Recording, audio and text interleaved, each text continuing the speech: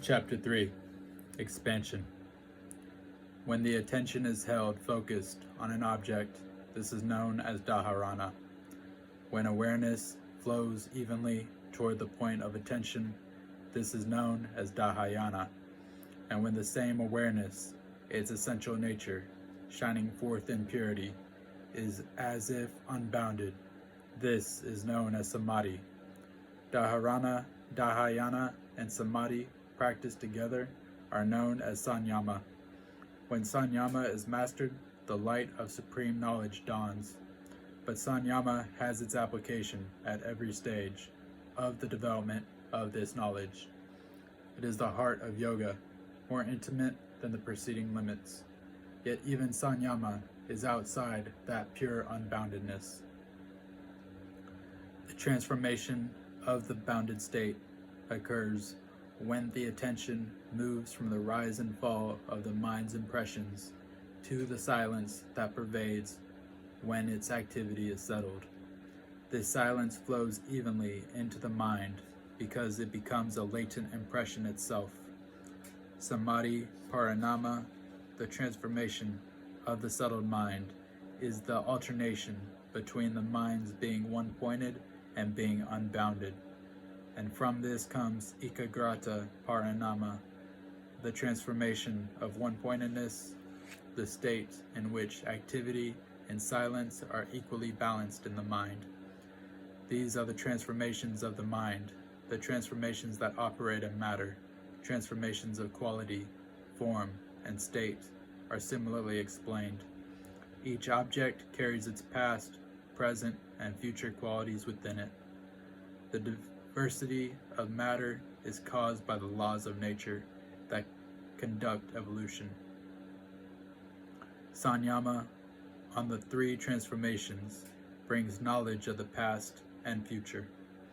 Perception of an object is usually confused because its name, its form, and an idea about it are all superimposed upon each other. By doing sanyama on the distinction between these three, we can understand the sound of all living beings. From the direct experience of latent impressions comes knowledge of previous births, and from the direct experience of its state, we can know the quality of another mind. We know the quality, but not the content of the mind, because that is not within the sphere of this sanyama. Sanyama on the form of the body makes it imperceptible by breaking the contact between the eye of the observer and the light reflected by the body. From this sanyama, invisibility comes. The fruit of an action may return to the doer quickly or slowly. From sanyama on the fruit of an action comes foreknowledge of the time of death and understanding of omens. From sanyama on friendliness, compassion, and happiness, these qualities blossom. From sanyama on the strength of an elephant or other creatures, we gain that strength. By directing the inner light so we can see what is subtle, hidden from view, or far away. From sanyama on the sun comes knowledge of the various realms of the universe. From sanyama on the moon comes knowledge of the arrangement of the stars. From sanyama on the pole star comes knowledge of their motion. Sanyama on the navel center brings knowledge of the bodily system. Sanyama on the hollow in the throat brings cessation of hunger and thirst. Sanyama on the kurama nerve in the trachea brings steadiness. From sanyama on the light in the head, we see the perfected ones. By the clarity of intuitive perception, everything can be known. From sanyama on the heart comes awareness of pure mind. The self and the contents of the mind are completely separate. Our usual experience, which is directed to outer fulfillment, fails to distinguish between them. Sanyama on inner fulfillment brings knowledge of the self. From this are born intuitive clarity and finest hearing, finest touch, finest sight, finest taste, and finest smell.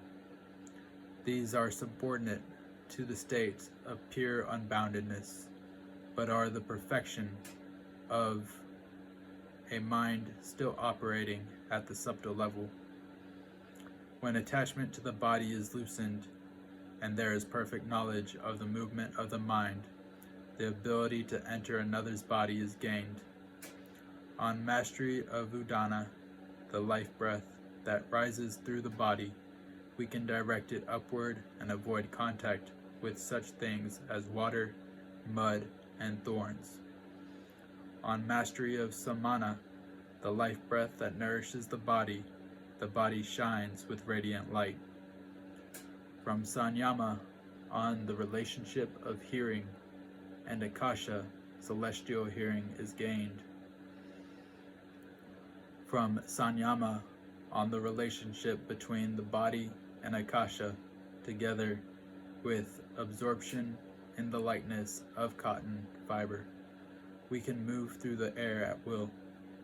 The operation of the mind outside the confines of the body is known as Mahavidaha, the great state beyond the body. This destroys the veil that covers the light of discrimination.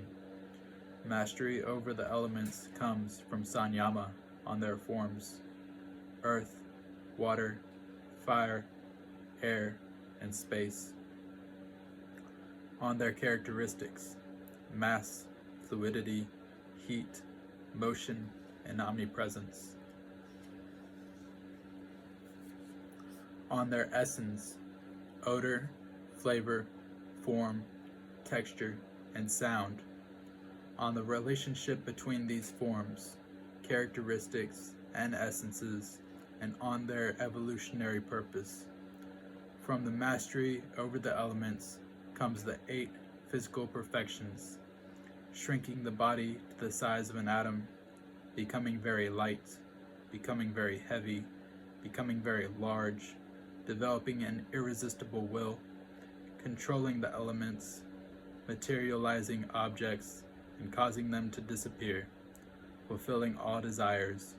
In addition, the body becomes perfected and cannot be harmed by its own mortality. The attributes of a perfect body are beauty, grace, strength, and adamantine hardness. Mastery over the senses is gained from Sanyama, on their power of perceiving, on the sense organs themselves, on the feeling of I-ness, which sense perception creates, on the relationship between these aspects of the senses, and on their evolutionary purpose. As a result of this, the senses can move with the speed of thought and operate independently of the body. This is the mastery over nature. He who has realized the distinction between the subtlest level of his mind, which is translucent intellect, and the self, enjoys supremacy over all creation. Nothing remains unknown to him. And when he is unattached even to this state, the very seeds of bondage are destroyed, and enlightenment follows. We should not respond with pleasure or pride to the alluring invitations of celestial beings, because this will obstruct progress, and it is always possible to fail. From Sanyama on moments and their succession, the finest discriminative knowledge is born. This enables us to distinguish between two objects that are to all appearances identical. Knowledge born of the finest discrimination takes us to the farthest shore. It is intuitive, omniscient, and beyond all visions of time and space. And when the translucent intellect is as pure as the self, there is self-realization.